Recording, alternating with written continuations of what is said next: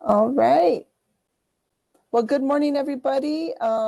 We're starting our EIB meeting here on January 27th, 2023.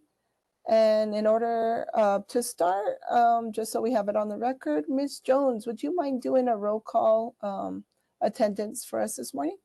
Yes. Member Bitzer, are you present? I am indeed. And we understand that Member Ely is absent. Member Garcia is absent. Member Honker? I'm here. And Vice Chair Trujillo Davis? I'm here. I know that. And Chair Sweeney?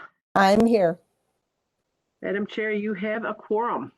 Thank you so much, Ms. Jones, and thank you to our fellow members for joining us this morning so that we could have a quorum for this meeting and starting off 2023. And so with that, the next item on our drafted agenda is the approval of that drafted agenda. Are there any changes to that, Mr. Moander or Ms. Jones or members of the board? Okay. Nothing, Madam Chair. This looks like a suitable and appropriate agenda. Thank you, Mr. Moander. Yes, Member Honker. Just a question. I was wondering if we could get an update, whether it's on the agenda or not, on the status of Member Bitzer and Vice Chair Trujillo Davis's status on the board at some point. Sure. Is that okay to provide that, Mr. Moander? I know I got a status yesterday, or when I went up to Member Ely's confirmation hearing at the Senate Rules Committee. Why don't we, I think we should shoehorn that into the board officers, because Okay. what we could do with that is have you sort of make the report as you're the outgoing chair, kind of as a handoff, so to speak. And I think we'd be fine with that. The reality is, since there's no board action involving this topic that I'm aware of, it could be discussed really at any point. But for the sake of organization, I'd recommend we do it under the election heading. Okay. Yeah, because right now, I know I'm jumping a little ahead, but just to share with you, Mr. Moander, right now, Member Honker and I are the only ones that don't have an expired term right now. Okay, I'm fine with including that with the. Yeah, we can talk about board. that under election. Okay. I think that's appropriate. Okay. So Okay. I will move we approve the agenda. Wonderful. I'll second that. And with that, Ms. Jones, if there's no further discussion, could you do a roll call vote on the approval of the agenda? Yes, to approve the agenda. Member Bitzer, how do you vote? I vote yes. And Member Honker? I vote yes. And Vice Chair Trujillo Davis? Yes. Chair Sweeney? Yes. The motion passes. Thank you, Ms. Jones. And so with that, I wanted to move on to the next item, which is the approval of December 16, 2022 regular meeting minutes. I know that was in our packets from Ms. Jones in preparation for the meeting. Are there any comments to those meeting minutes or changes, suggested revisions? And if not, I'm looking for a motion. Well, I will move that we approve the minutes for the December 16th, 2022 meeting. Thank you, Mr. Honker. I'll second that. Thank you, Member Bitzer. With that, Ms. Jones, if there's no further discussion, I don't see any. Please do a roll call vote on that for us. Okay, to accept the minutes, Member Bitzer? I vote yes. Member Honker? Yes. Vice Chair Trujillo Davis? Yes. Chair Sweeney? Yes. The motion passes. Thank you, Ms. Jones. So that takes us to our item number 4, and also the discussion on the update. I don't know, Mr. Moander, what are you suggesting? Should I share the update, or how do we? Why don't you go ahead and share the update, because this is purely informational. And but one of the things I do want to address before we move on to number 5 is I do want to discuss options for this body to deal with anyone who's a holdover, if that's an issue and what can be done about that. So the board's got some idea of action it can take. Okay. So I don't have like a lot of update I can share. I remember Ely's confirmation hearing went very well earlier this week. I think that was on Wednesday. She went through the same process we all went through at the Rules Committee. And then I believe either that afternoon or yesterday, she was confirmed by the Senate on her appointment. Yeah, exactly. Yes, Member Honker. So does she have an end date to her term at this point? She does now. I don't know what that was, if it was, how long that was. I recall from, I don't know, Ms. Jones, have you heard? I haven't heard. Okay. And they'll send me a copy of her confirmation letter, and it should lay out all the dates in that. Yes. And I just spoke briefly with Melissa, who oversees the boards and commissions, and she said that governor's office is still waiting on a decision, not only on Vice Chair Trujillo Davis's position, but also Member Bitzer, and also the appointment of another board member. So we're still kind of in a holding pattern. That's the latest I heard as of Wednesday.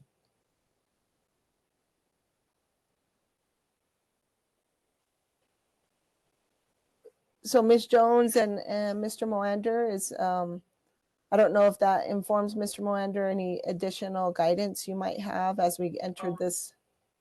So I won't know or be able to advise on any of that till I see that letter. Usually the appointment letter is pretty clear as to time limitations. Now, so it is. I'll just address this here because I think it's related. It's not uncommon for boards to have holdovers. What I generally recommend the board does is, and I can work with the chair on this, is we want to send a letter to the governor notifying her, because if, as far as I'm aware, there's no tracking of this stuff in the executive office. And it's sort of incumbent upon the boards to notify the governor when you have a holdover or you have a resignation and there's needs to be filled. There's no harm. Holdovers are sort of, you're a holdover as long as you sort of want to be, or unless you're replaced. But if folks, want to be reappointed, or the board frankly doesn't feel like this is a problem, and it doesn't seem like it is, you don't even have to notify the governor, arguably. So it's up to somewhat to the discretion of how the board feels about this, and really more accurately, it's about individual members who are holdovers. If the board wants to proceed with trying to do a recomposition, I'd recommend that we wait to communicate to the executive office till after the session is done, because I can pretty well guarantee you she's not going to pay attention to any of this stuff until after the session is done. Okay. Yeah, and again, just broadly speaking, the message I got is it is on her radar screen. That's what Melissa did share with me, both on the expiration of the board members, the 2 board members, and also the looking for the 7th board member. Well, Madam Chair, if that's the case, then my advice is the board just proceed with business as usual until otherwise notified. Okay. Okay. So, so with that, and so with that, Mr. Moander, should we, I know we're missing Member Ely and Member Garcia. So we don't have all our current board members, 6, and I know we have the election of the new board officers, and I know Member Cates, who left the board last fall, was the secretary, and I know we hadn't even replaced him as secretary. So with that, I know and looking at our board members, what your feelings are like, if we're ready to move forward, or do we wait for all our board members to be on? So my position on this is woe to the absent if they're not here. If you've got a quorum, you should proceed with the election. And that not everyone loves this. Usually the people who aren't present at the meeting. Nominations and election folks who are in absentia today is also permissible, but I think it's important that we get the election squared away today. Okay. We don't want to delay this because if there's a transition, let's get to it so that way we can proceed through the year normally. Okay, all right. And I All right. will say, on more than one occasion, I've been at meetings where highly qualified members for an office were not present, and it was very much a surprise. You're now the chair. So I don't know that that'll happen today, but that's all permissible. Okay, all right, wonderful. All right, so I guess with that, fellow board members, I'm looking to y'all, what your thoughts are, and we'll just go down the positions then. So we have 3 positions, I believe, chair, vice chair, and secretary. And so right now we have 6 board members, us 4, and then member Ely and member Garcia. So floor is open for any discussion, nominations.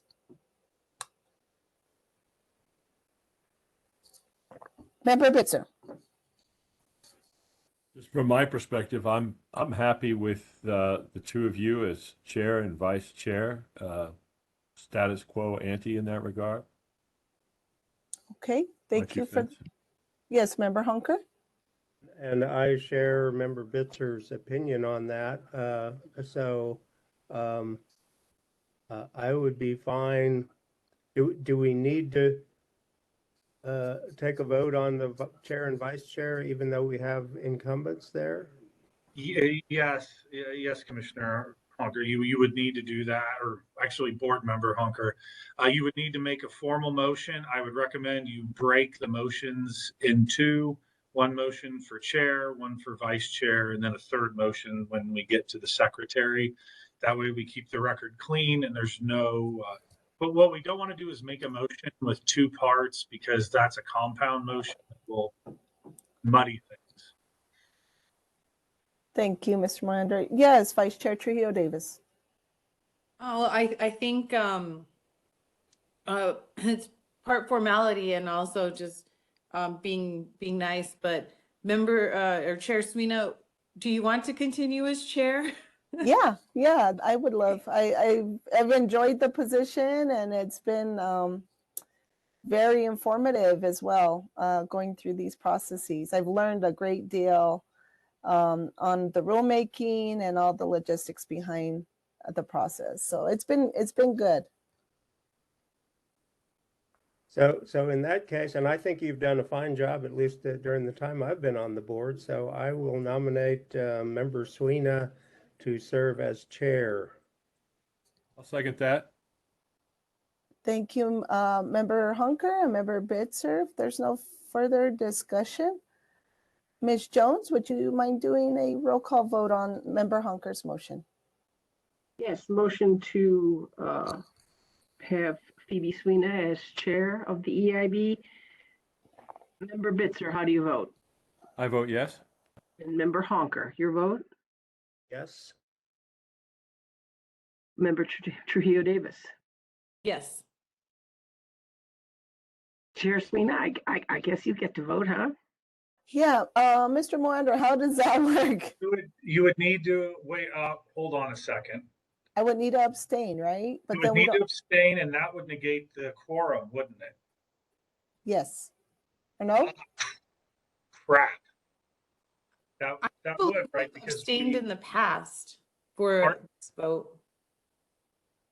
I don't believe we abstained in the past for this particular vote. So give We me do- one, can I have 1 minute to check on something? Let me look at it. I need to look at a resource quick, if that's okay, Madam Chair. Yes, All right, give me one. yes.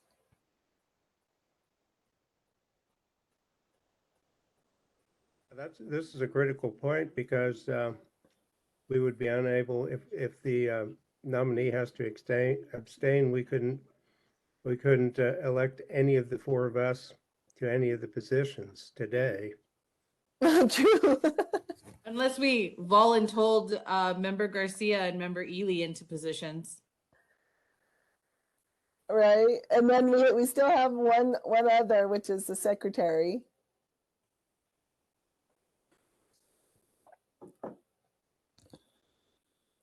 Or maybe we can voluntold the secretary. Point of information, I'm a little confused because abstaining doesn't mean you're not present. I True. mean, a quorum is a quorum.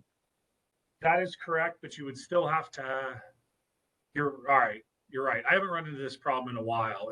It's usually only with smaller boards.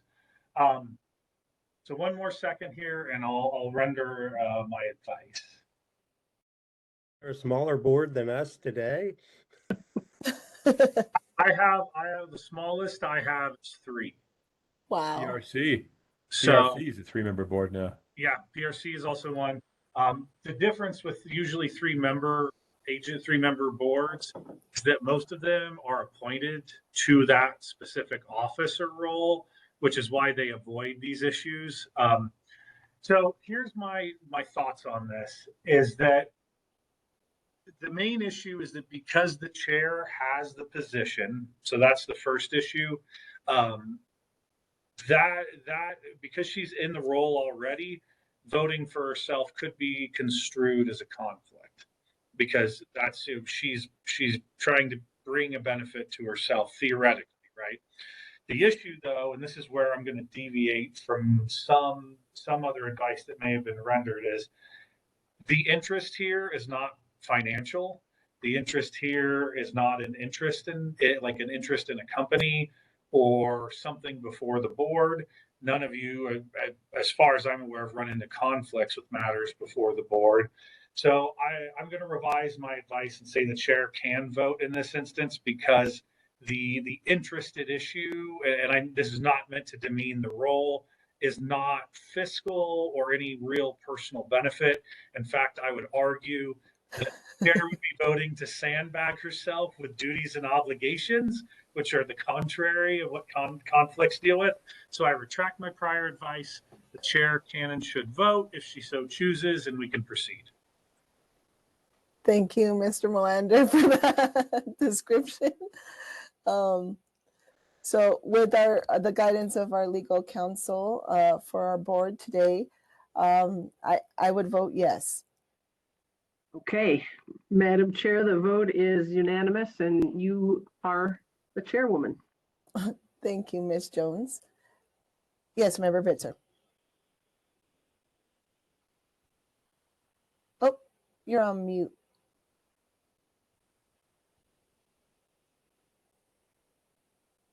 Oh, can you say that again? Madam Chair, I would nominate Member Trujillo Davis to be our vice chair. Thank you for that. Yes, Member Hunker? Let me return her favor of the question she asked to you, Chair Sweeney. So, Member Vice Chair Trujillo Davis, are you interested and willing to serve as vice chair ongoing? I am, thank you. I've learned quite a bit from Member Sweeney, and so I am happy she's going to continue as our chair, and I'll get to learn a little bit more from her. So yes, I'd be happy to. Thank you. Okay, in that case, I will second Member Bitzer's motion. Thank you, Member Bitzer. Member Hunker for your second. If without further discussion, doesn't look like there's any. Ms. Jones, would you please do a roll call vote on Member Bitzer's motion for Vice Chair Trujillo Davis to be Vice Chair Trujillo Davis once again? Certainly. Member Bitzer, your vote, please. I vote yes. And Member Honker, I vote yes as well. Vice Chair Trujillo Davis, Yes. and Chair Sweeney. Yes. Congratulations, Vice Chair. You are still Vice Chair. The motion passes. Thank you, Ms. Jones, and congratulations, Vice Chair Trujillo Davis. Glad to have you still on board and our Vice Chair. Thank you. And so now that takes us to Secretary. Is there any? Yes, Member Hunker. So I believe the secretary signs the minutes once they're approved. Are there any other duties? Maybe Ms. Jones could outline whatever the duties of the secretary are before we discuss further. Okay, as the secretary would be a sitting member of the board, and you're right, he or she does sign the minutes when they're approved and when I complete them. And beyond that, I haven't asked the secretary to do anything further, so I'm not sure what other tasks there are. Let me Just ask. to touch on that briefly, I mean, the big role for the secretary is to sort of, I say this not officially, but more informally, certify the minutes, that they're good to go for a vote before the board. This position means what you guys sort of want it to mean here, because we've got I'll administrative. be over in a few minutes. Because Mute we've you, got Chair administrative staff, they tend to take care of doing drafting. So right, as far as I'm aware with this board, that's the only thing I've heard mentioned or discussed as a formal duty. But the board could also choose to assign other things to the secretary. The other thing is the secretary probably, God forbid, the chair and vice chair are unavailable because they're elected officers. They would be the third in the chain of command to run a hearing and handle that sort of the tasks of either role if they were unavailable. Is there an advantage to the secretary being physically located in Santa Fe, or does it matter? I don't know that it matters primarily. No, I don't because think it does. It's paperwork. Yeah, and Vice Chair Trujillo Davis. I was secretary and I lived in Carlsbad and I never had an issue with it. The board attorney would send me the minutes and I would sign them, physically sign them, scan them and send them back. And then I would bring him a hard copy at the next meeting. Yes, Member Bitzer.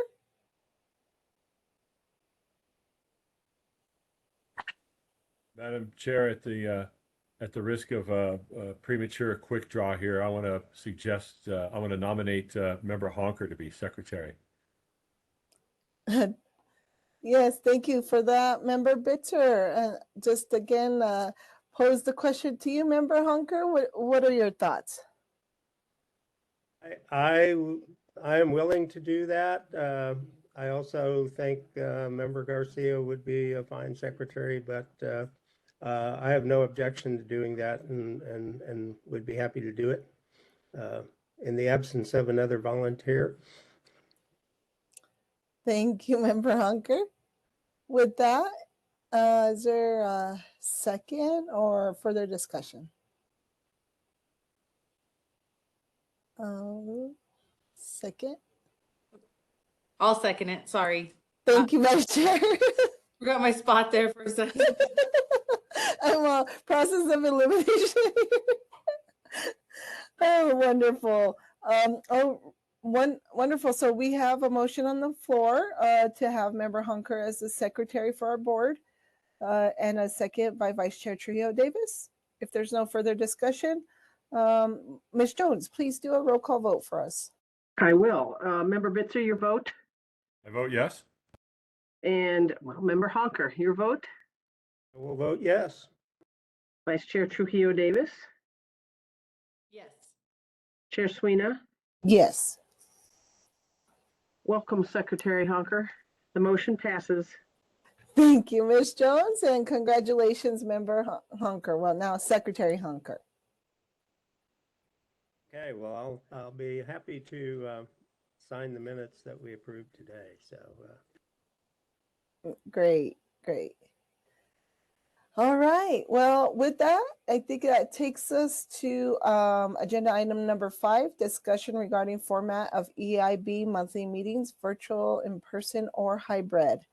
And I'm going to look, I think, to Mr. Moander. Do you have any input on this? I do. As a matter of fact, the Open Government Division discussed this, and we've been working on this for a bit. So I have some good news and some bad news.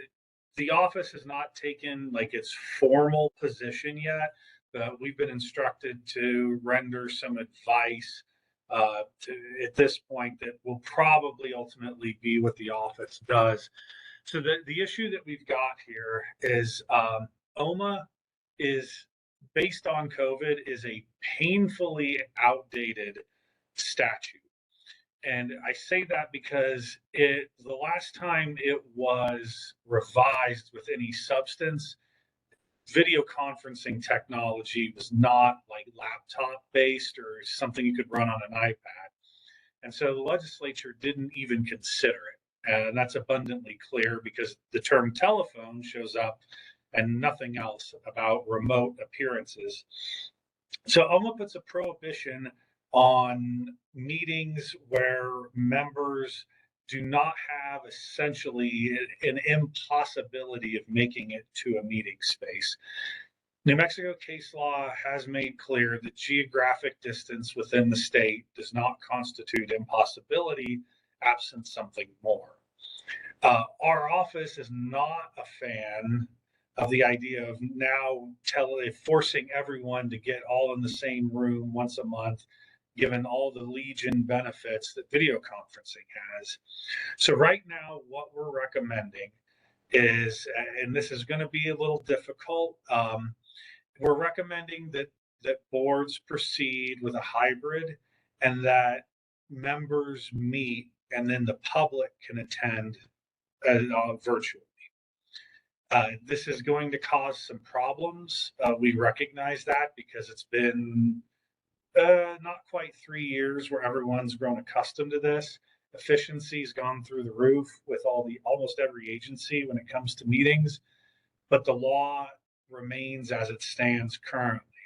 Now, before anyone worries, because I know some of you would have significant distances to cover, my understanding is that OMA will be reviewed this session. It should have been reviewed 2 sessions ago, frankly. That's more of a personal opinion than anything.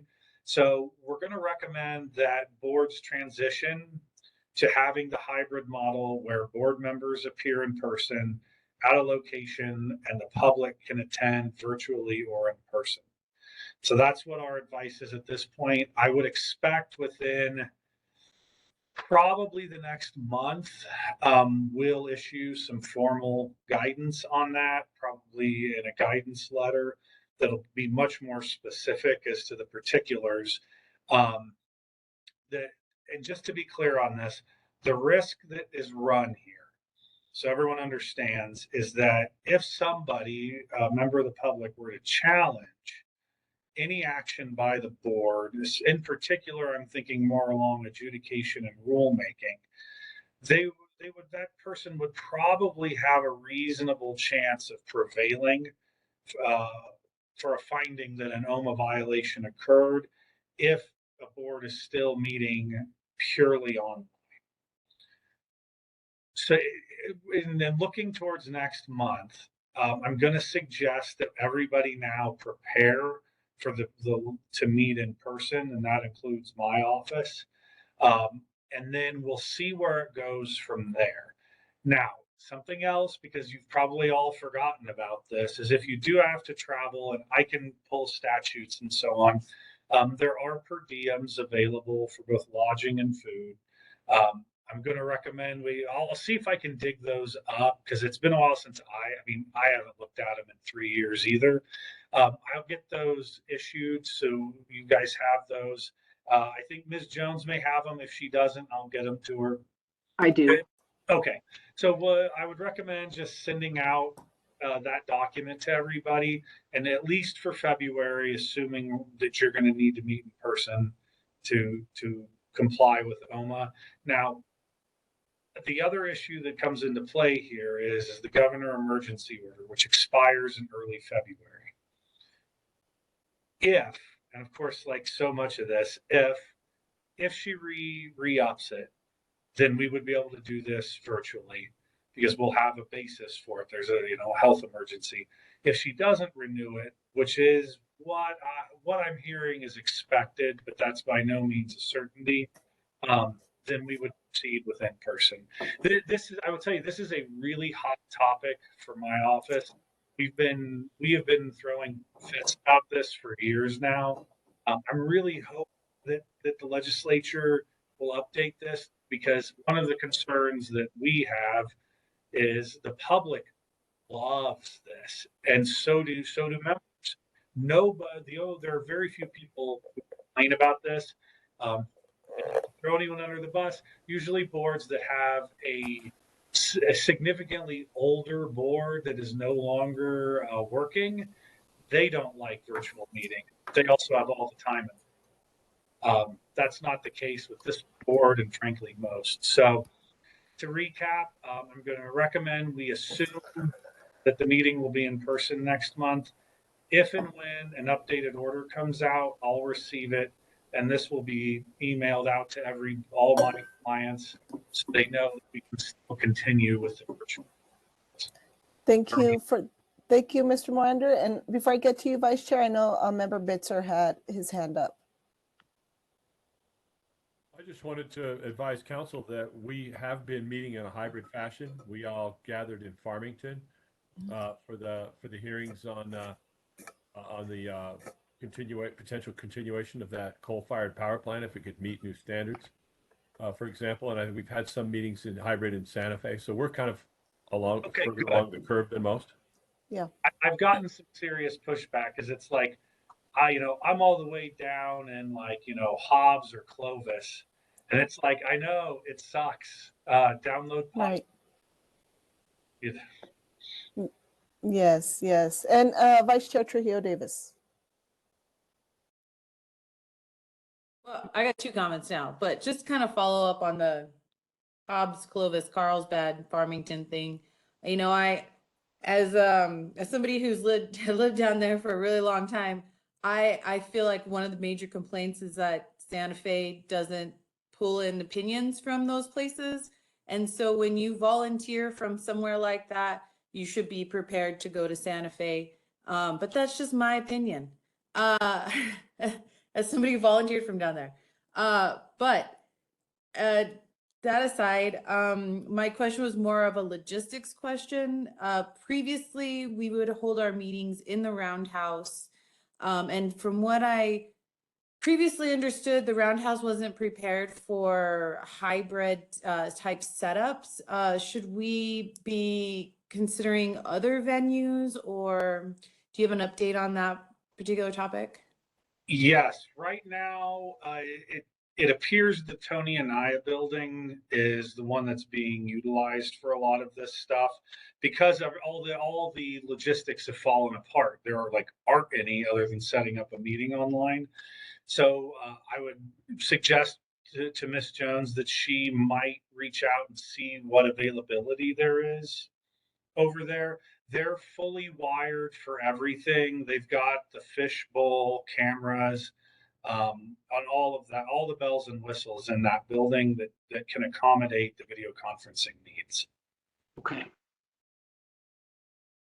Thank you for that question, Vice Chair Trujillo Davis. And I know a lot's happened since 2020, and the state I know has been urged to try to get more technology in some of the meeting rooms.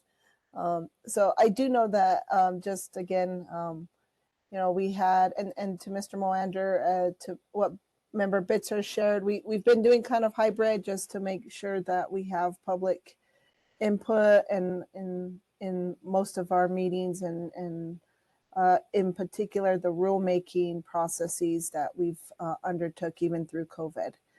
So with the help of Ms. Jones, you've been awesome at arranging that. That's been she's been great at doing that. So I think we're all on board with the hybrid approach, and making sure that our public is engaged as well. And with that, so is that okay with our board of having that hybrid approach? Do we have to make a decision on this, or? Chair, is that directed at me? Yeah. Sorry I, about that. I would recommend, well, one, you don't need to vote on something like this. We don't need to worry about that because this is not technically a business item. I'm going to just encourage that the default be that there's going to be a hybrid meeting in Santa Fe, most likely, or frankly, I mean, wherever you guys want to meet, that's okay too. So you might discuss a bit about that because I do. The problem is we're sort of mid-transition on what's going on here. So all these plans may get made and then subsequently be rejected. But I would strongly recommend that you guys, at least I try to identify a place, a location, so everyone can plan at this point in case you really do need to meet in person. Thank you, Mr. Morander. And with that, yes, Vice Chair Trujillo Davis.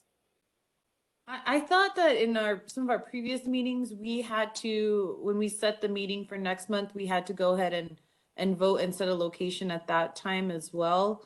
But is that correct, Mr. Miranda? So when it comes to things that are not formal business items like scheduling and so on, there's no requirement that necessarily be voted on. If you guys are comfortable and feel that you want to do that, there's no harm in it.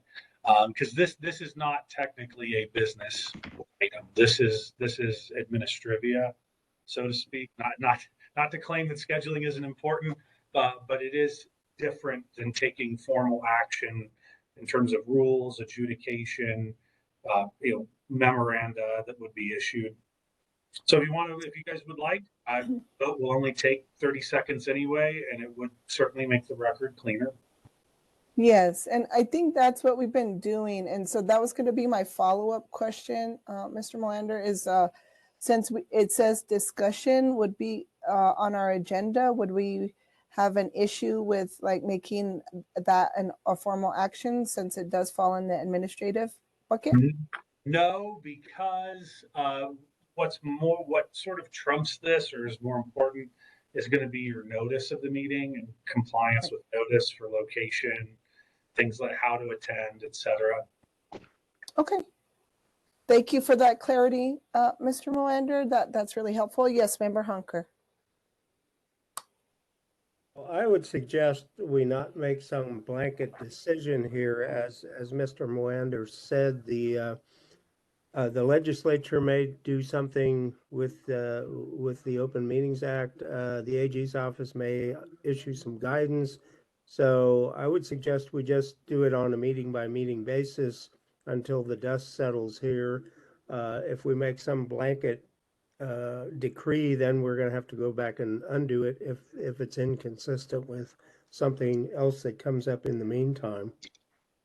I agree with that. That would be appropriate. This is going to be so to kind of frame this up, whatever change could come from the legislature, it's usually safe to assume it wouldn't be effective until the summertime anyway. But they could change that. I mean, that's the problem. There's just so many ifs and buts right now that I do think a case by case or meeting by meeting decision is probably the route to take. Okay, wonderful. Thank you for that, Member Honker. I think that's a wonderful suggestion. And so with that, I know we don't have an agenda item specifically for the next meeting. Do we want to just maybe make that, clear for the record that, at our next monthly meeting, we will have a hybrid. I know we've been sticking to Fridays at 9:00, the last Friday of the month, I think, or the fourth Friday of the month. Is that something? Yes, Mr. Molander. That's absolutely appropriate, Madam Chair. I would keep this as a standing agenda item until the water's clear. Okay. Wonderful. And so is that okay, members of the board? Does that sound like a good, are we good with this meeting time? And Okay, wonderful. So sorry, I missed this. Should we take a vote, Mr. Melander, for clarity of record, or? We've talked about a lot of stuff at this point, so I would recommend, yeah, we want to do a vote now, just so it's crystal clear what the board's doing. Sounds good. I'm looking to the members. Is there a motion? Yes, Member Hunker. We'll try one. Okay, I would move that our next meeting take place Friday, the 24th of February, starting at 9 a.m. as a hybrid meeting based in Santa Fe, where members will attend in person if possible. Yeah. Thank you, Mr. Hunker. Mr. Melander, is that clear enough? That is fantastic. Excellent motion, Member I'll Hunker. second that. Thank you, Member Bitzer. Vice Chair Trujillo Davis, did you have your hand up? I was gonna second Member Hunker's motion. Wonderful. If there's no further discussion, looking around, none. Ms. Jones, would you please do a roll call vote on Member Hunker's motion? Member Bitzer, your vote. I vote yes. Member Hunker, Yes. Vice Chair Trujillo Davis, Yes. Chair Sweeney, Yes. the motion passes. Thank you, Ms. Jones. All right. Wonderful. Now we are at item number 6, adoption of 2023 Open Meeting Acts resolution, and I'll turn it back over to Mr. Melander. All right, everybody. So if you've been on a board, this board or any board for more than a year, you've seen one of these before.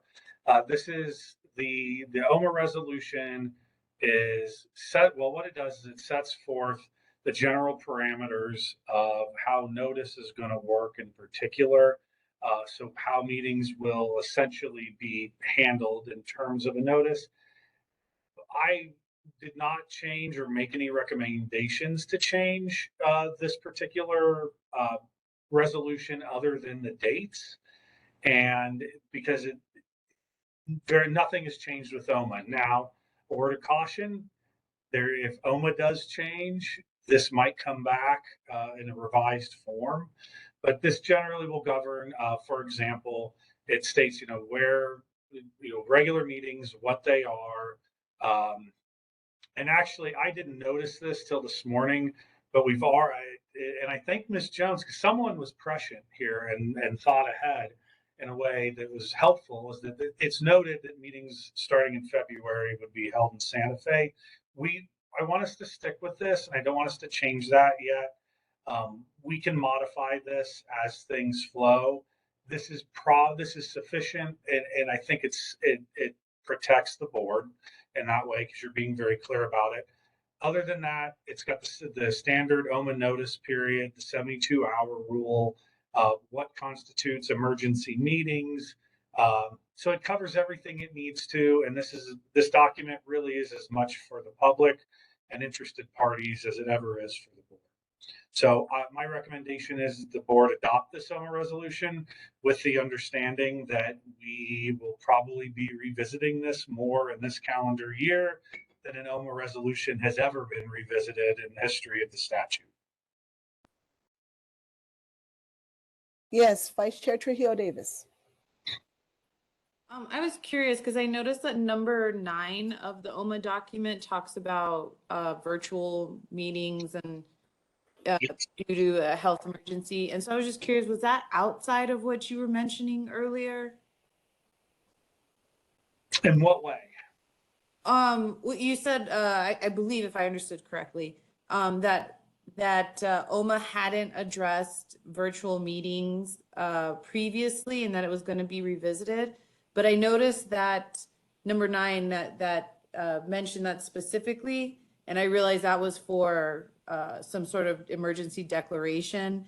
So I was curious if that had been added for this year or if it was kind of outside what you were talking about in that revisiting of it.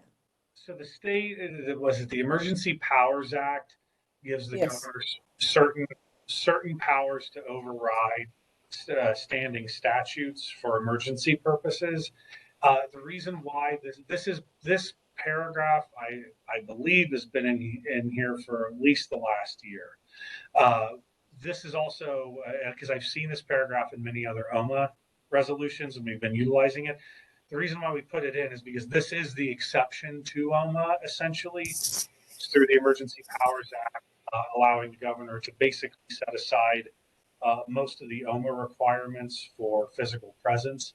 I recommend we do keep that in here because this is still the state of affairs that we are in, and this would be another section that may need modification within the next month, or at least within the next 6 months. But it is consistent with the state of the law in terms of how OMA can be treated when there's an emergency order issued by the executive. So since it was in for the previous year, we shouldn't be looking at any challenges due to OMA for any rules we passed in the last year, because it was. Correct.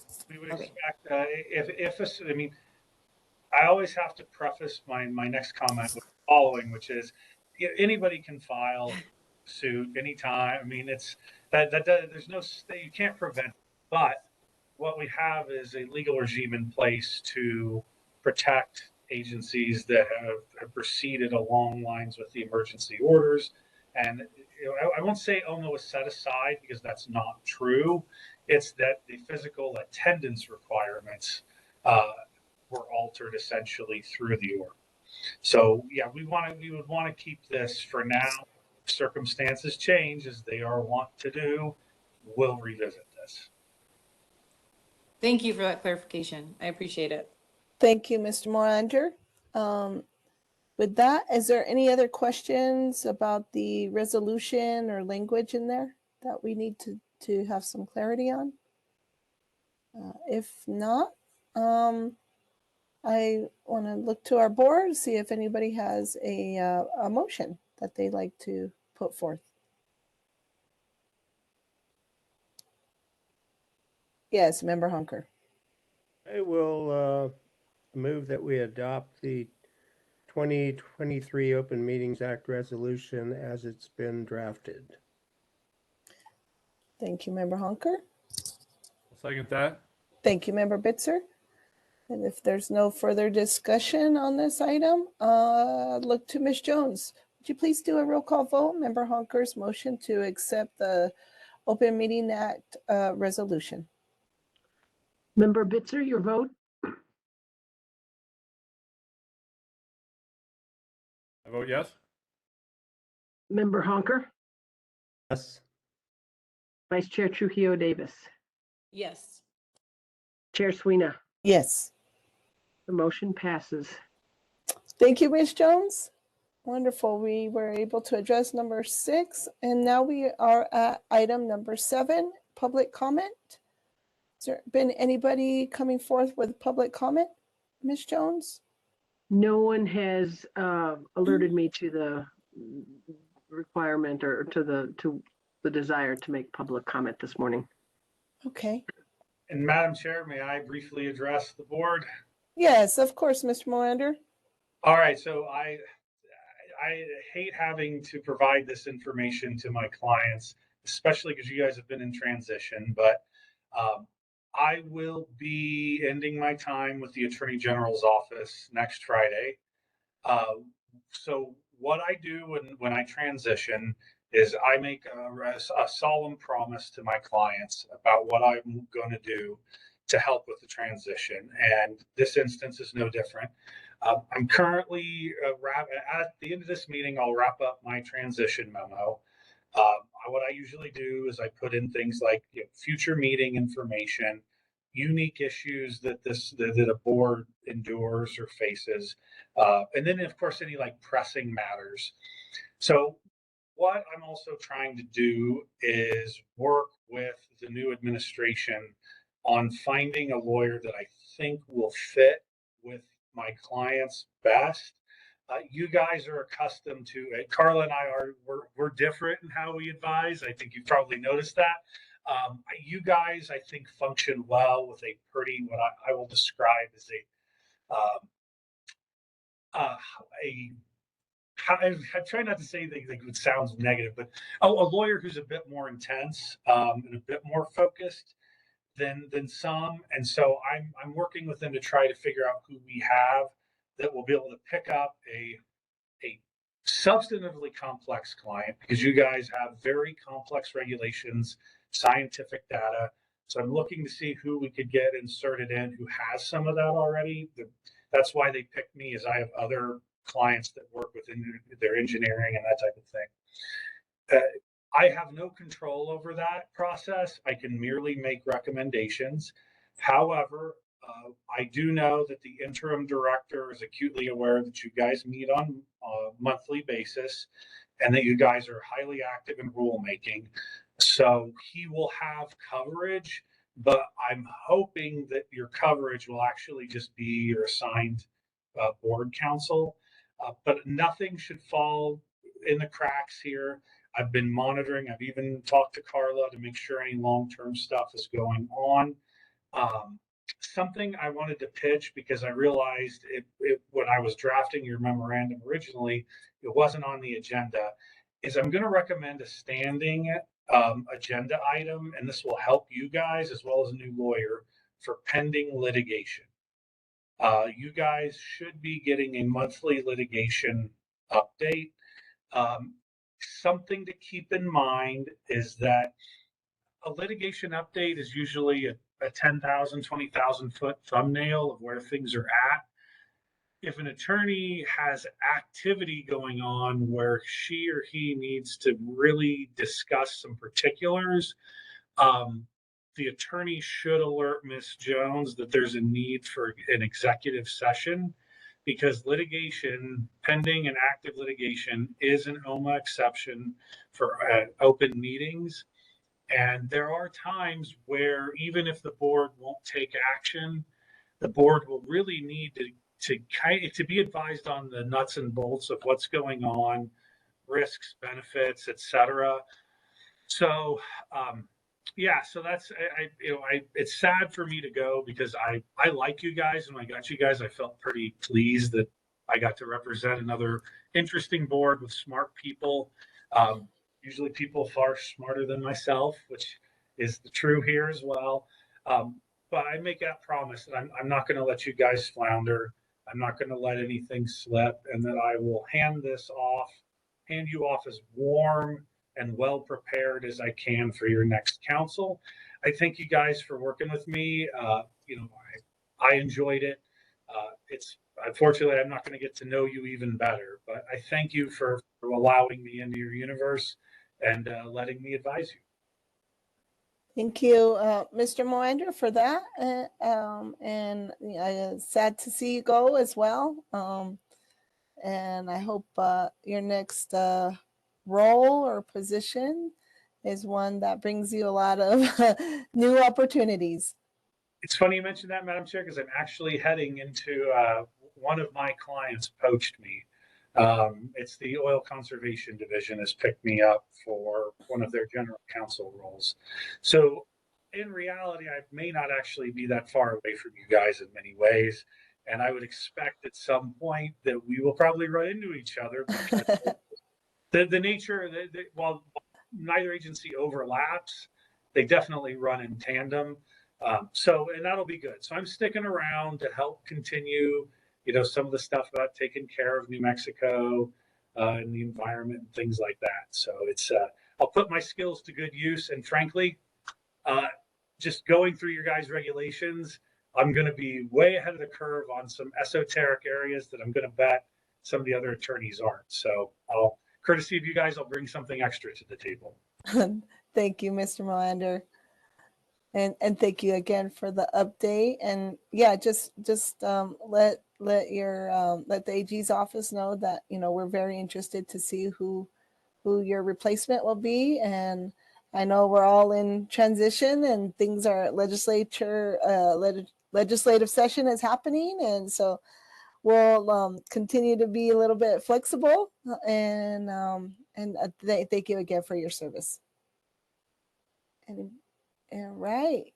So with that, is there no other public comments, Ms. Jones? No, none. Okay, I just wanted to do a double check on that. And so it looks like we can go on to item number 8. And that is in the matter of 20.7.11.17 NMAC periodic review, motion for extension of time from Michael Broussard from the Environmental Health Bureau, NMED. Mr. Broussard, are you on the line? I don't see him in the participant list, Madam Chair. Okay. Is there anybody from NMED on the platform that you see? I think we have Mr. Baca. Oh, Mr. Baca. I see Mr. Baca. He is in the participant list. Yes. All right. Mr. Baca, do you have anything to share with us or an update? Sorry to put you on the spot. Hi, Madam Chair. No, I don't think I do have anything, to share at this time. I don't have any, information. I'm just attending to keep up with your schedule, Okay. and kind of see, if you recall, I'm part of the Air Quality Bureau, Yes. and so I'm just keeping up for those types of rulemakings. Okay. So I don't have much to add here. Okay. Okay. Madam Chair, having Yes. reviewed the motion, I've looked through it, and I've also taken a look at the order. I see no reason, unless someone, a member would propose one, to deny the motion. It sounds reasonable. Lots of agencies are shorthanded. They're only asking for a couple of extra months. The order the form order that was provided is fine. Probably my only complaint is the formatting screwy, but it has no substantive impact as to the order. So I think my recommendation is the board grant the motion, and Madam Chair, go ahead and sign off on the order. Thank you for that, Mr. Moander, and for stepping in on this item. With that, board members, do you have any questions or comments regarding this item, this motion? And to your point, Mr. Moander, it looks pretty straightforward, and I do see they want an extension to April 14th, 2023. And so if my fellow board members, if you're okay with that, maybe we can consider this motion. Anybody has any questions? Yes, Member Hunker. And then first of all, I had to switch to my phone. My laptop lost connection, but it sounded reasonable to me. So I would move we approve the extension of time as requested. Thank you, Member Hunker. I'll second that. Thank you, Member Bitzer, for your second. Is there no further discussion? Ms. Jones, would you please do a roll call vote on Member Hunker's motion to approve NMED's motion for time extension? Member Bitzer, how do you vote? I vote yes. And Member Honker? Yes. Vice Chair Trujillo Davis? Yes. Chair Sweeney? Yes. The motion passes. Thank you, Ms. Jones, and thank you, fellow board members. It looks like we've gone through most of our agenda items except for number 9, adjournment. Before we do, I just want to do one last check with our legal counsel if there's anything we may have missed. No, Madam Chair, the beauty with these short agendas is that they're pretty easy to breeze through. So I see no issue. I think business was conducted properly and consistent with state law. Thank you so much, Mr. Moander. Yes, Member Bitzer.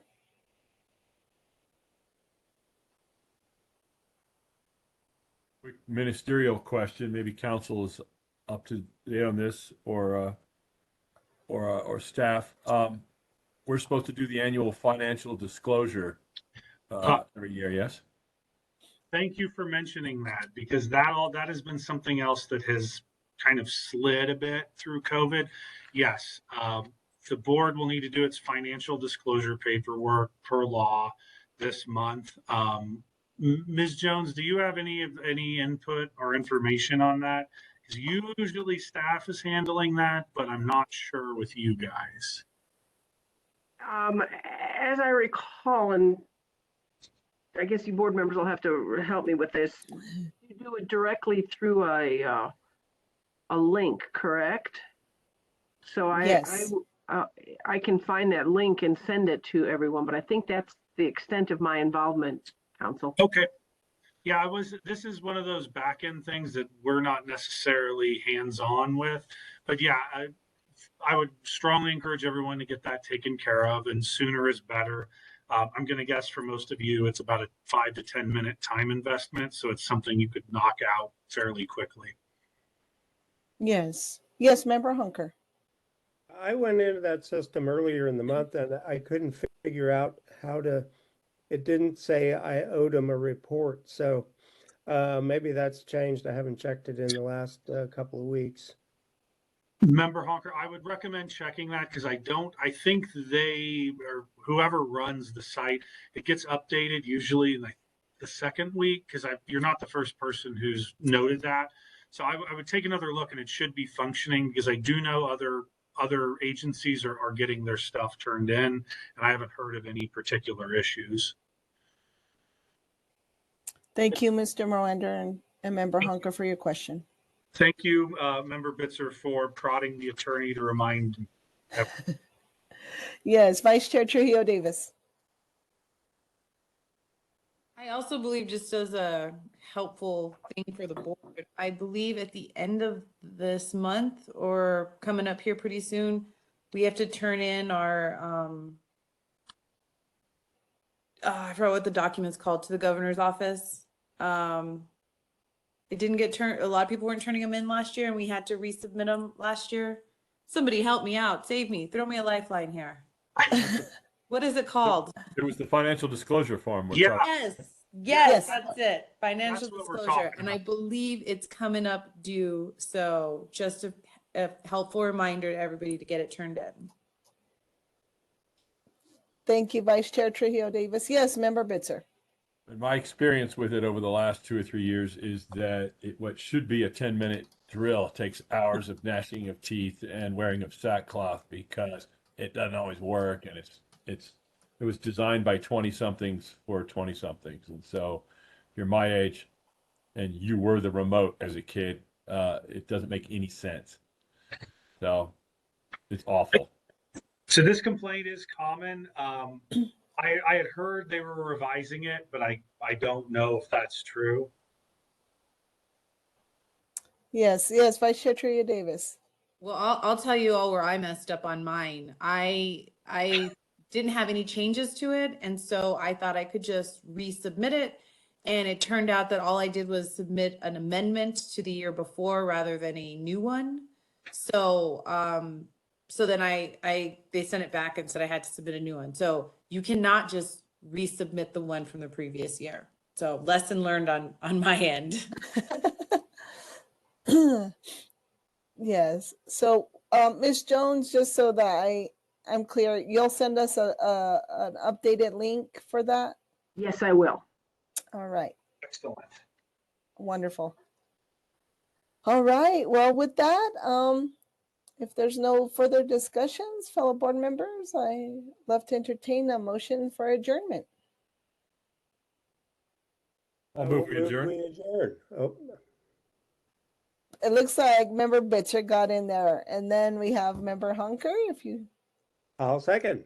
Thank you, Member Hunker. With that, let's do a quick roll call vote. Ms. Jones on adjournment motion. Member Bitzer, how do you vote? I vote yes. And Member Honker.